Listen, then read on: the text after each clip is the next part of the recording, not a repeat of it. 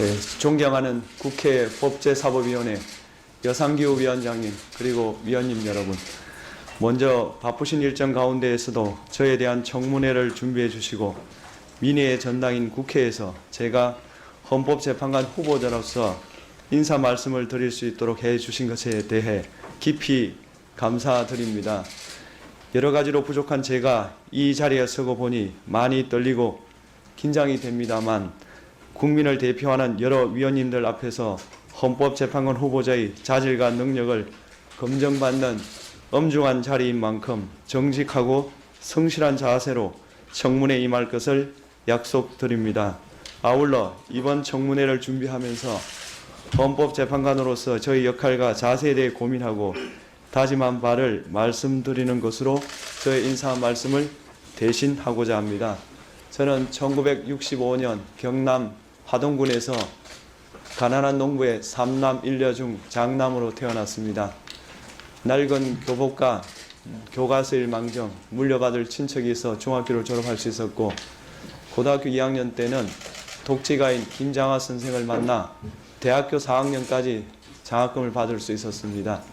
덕분에 학업을 무사히 마칠 수 있었고 사법시험에도 합격할 수 있었습니다.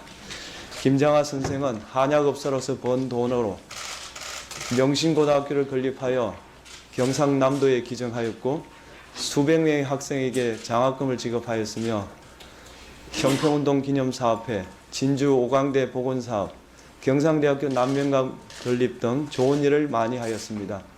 선생은 제게 자유에 기초하여 부를 쌓고 평등을 추구하여 불합리한 차별을 없애며 박애로 공동체를 튼튼히 연결하는 곳이 가능하다는 것을, 가능한 곳이 대한민국이라는 것을 몸소 깨우쳐 주셨습니다. 제가 사법시험에 합격하고 인사하러 간 자리에서 내게 고마울 필요는 없다.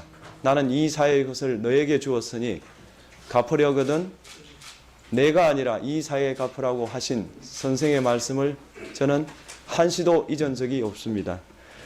법관의 길을 걸어온 지난 27년 동안 저는 한결같은 마음으로 대한민국 헌법의 숭고한 의지가 우리 사회에서 올바로 관철되는 것을 찾는 데 전력을 다하였습니다. 그것만이 선생의 가르친 대로 제가 우리 사회의 진빚을 조금이나마 갚을 수 있는 길이라 여기면서 살아왔습니다.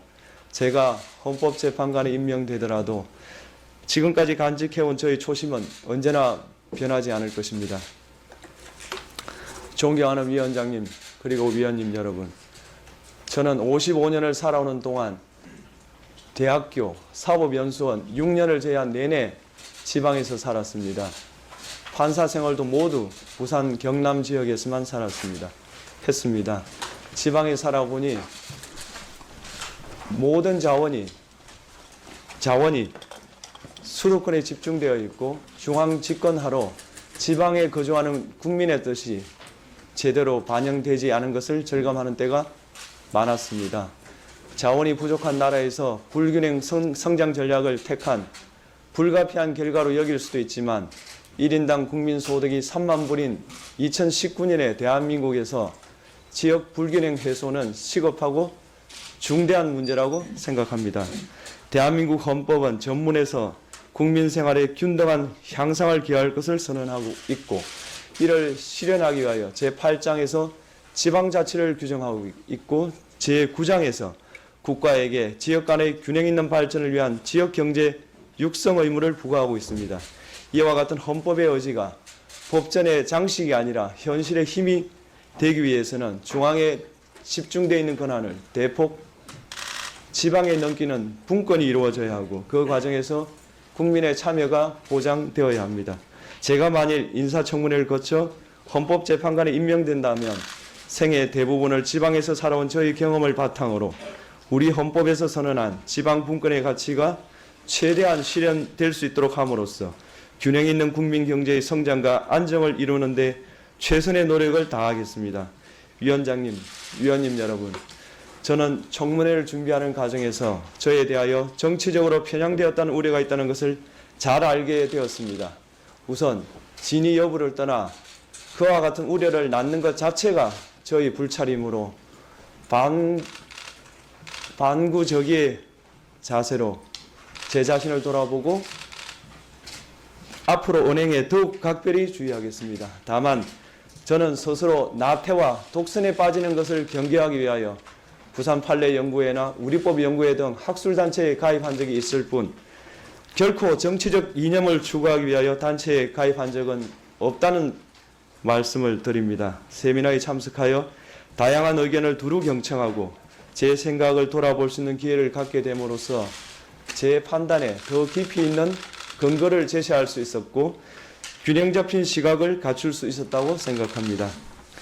또한 저는 법관으로 재직하는 기간 동안 헌법과 법률에 의하여 그 양심에 따라 독립하여 심판하였다.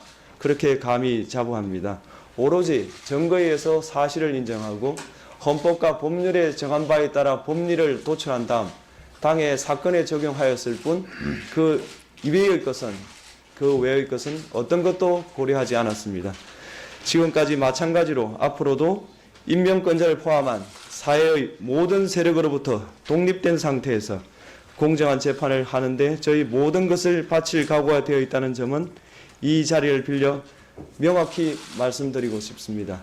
존경하는 위원님, 헌법이 대한민국의 집이라면 헌법재판관은 대한민국의 문지기와도 같습니다. 제가 국회 인사청문회를 거쳐 헌법재판관에 임명된다면 동료 재판관들의 깊이 있는 견해에 귀를 기울이고 열린 마음과 겸손한 자세로 토론하겠습니다. 외부의 다양한 시각에도 열린 자세로 대하겠습니다.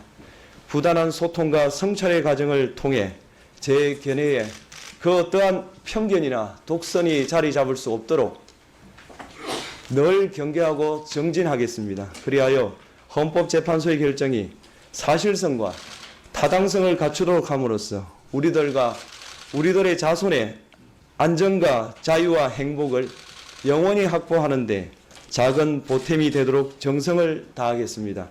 오늘의 청문회는 국민을 대표하는 위원님들로부터 헌법재판관 후보자의 자질을 검증받고 앞서 말씀드린 저희 각오를 더욱 굳건히 하는 자리입니다. 이번 청문회가 헛되지 않도록 위원님들의 질의에 성심껏 답변드리고 조언과 충고를 가슴 깊이 새기겠습니다. 마지막으로 저에 대한 청문회를 위하여 기조한 시간을 내어주신 여상교 위원장님 그리고 위원님들께 다시 한번 깊은 감사의 말씀을 드립니다.